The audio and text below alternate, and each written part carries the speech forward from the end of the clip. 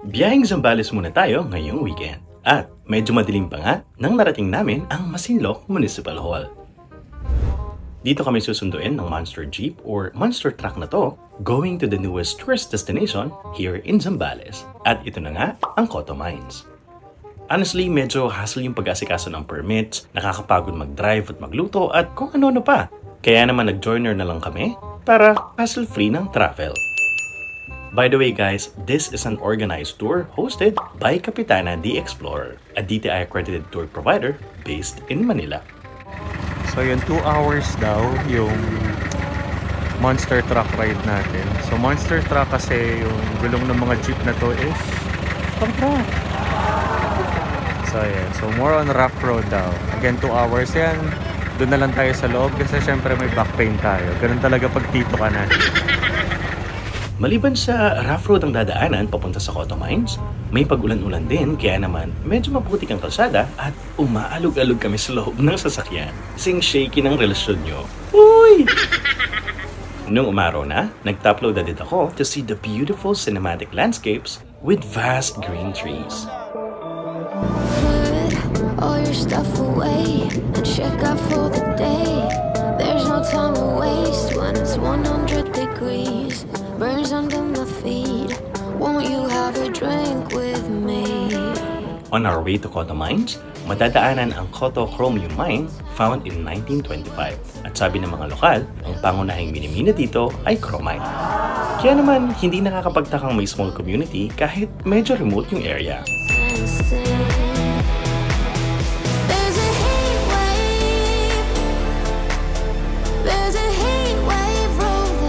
May pagkakataon nga din palang naglakad kami dahil sa madulas at medyo matarik ang daan tulad na lang nito.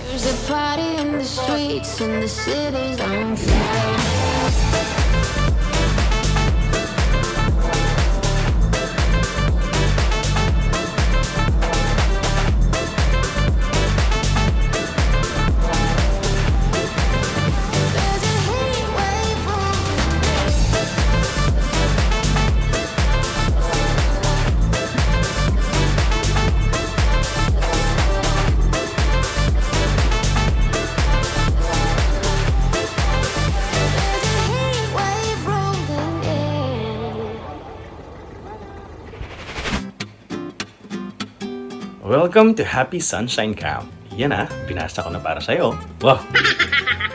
At dahil doon kami sa kabilang side magka-camp, kailangan namin tumuwid sa ilog na to na may rumaragas ang tubig.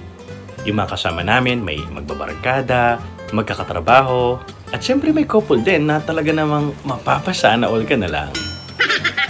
Upon arrival, nag-set up agad kami ng tent at pumeso sa tapat ng ilog para may magandang view paggising kinabukasan. Isa nga din pala sa mga na-appreciate ko sa mga lokal, sinisigurado nilang malinis ang bawat sulok ng Coto Mines. After mag-set up ng tent, yung poolside naman ang in-explore ko. At grabe, this view is more beautiful in person way beyond my expectations. Sobrang linaw ng tubig. Yung tipong kita mo yung mga bato sa ilalim. Napapalibutan din ito ng pine trees kaya for sure, maraming magyayakapan mamayang gabi. Sa unang tingin, kulay green ang tubig pero hindi dahil sa lumot but because of the trees that surrounds the river, which reflects in the surface of the water.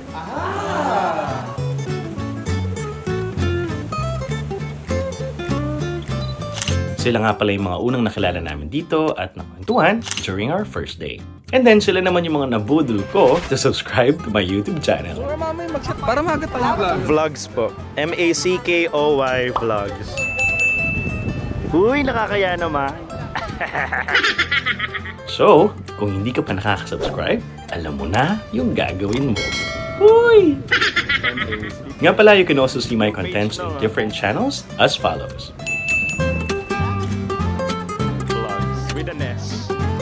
Maraming salamat po mga monster. Nagpabudol kayo to subscribe to my YouTube channel dahil sa may kaldag kayo sa akin. Ay, ano yan? Bakit may pademonyo? At pinatagi pa nga ng pangmalakasang legendary galaxy ni Kapitana.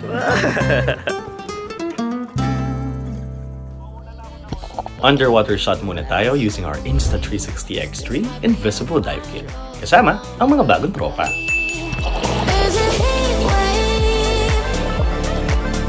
There's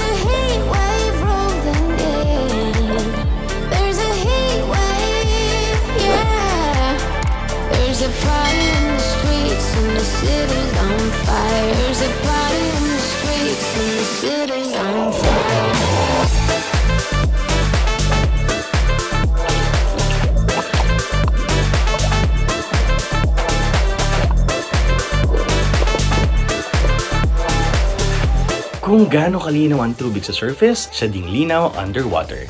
This visibility check and Insta360 video is sponsored by Insta360. If you wanted to purchase any Insta360 products, guys, just click the link on my bio for a special discount.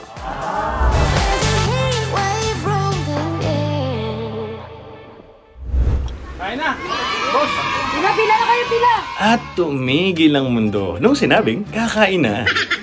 Grabe, ang dami naming pagkain. May inihaw na bangus, pork barbecue, at pakbet. Sobrang nabusog talaga ako dyan, as in malala.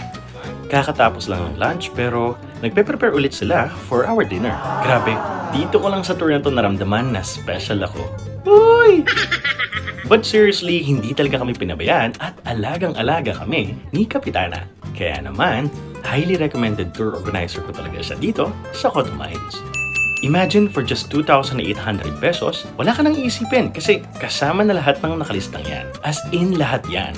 At pagdating sa food, hindi ka nila titipirin. Isang malupit na shoutout kay Kapitana at kay Kuya Bogs, eto po sila. At nga pala guys, disclaimer lang. This is not a paid advertisement. Kinagabihan, maliban sa kwentuhan at inuman, we decided to play card games. First time ko maglaro ng In-Between at ang saya pala niya. A perfect way to end the night.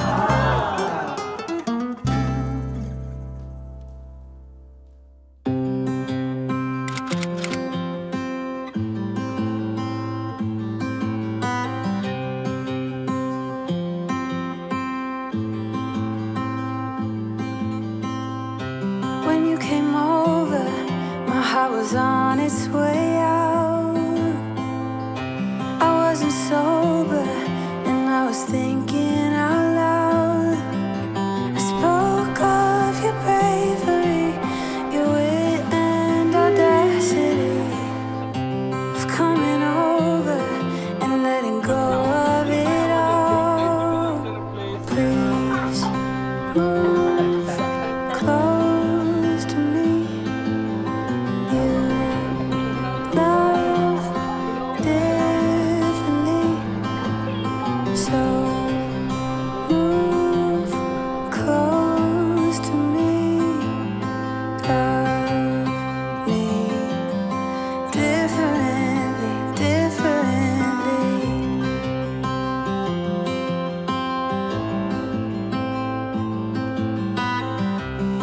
Beside me, you held my hand in the dark. I started fighting, 'cause I was scared of it all. And isn't it glorious how love gets the best of us? Yeah, I got feelings, but I'm a tough one sometimes. Please move close to me. You love differently, so move close to me. Love me differently, please move close to me. You love differently, so move close to me.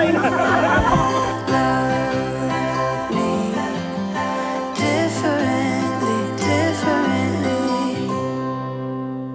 If you enjoyed watching this video, please give it a thumbs up and share it with your friends. Once again, special thanks to Kapitana the Explorer, our tour provider, here in Coto Mines of Masinloc, Zambales. Eto na yung sign. Sumama ka na next time. This is Makoy Soliman of Makoy Vlogs. See you again on our next travel.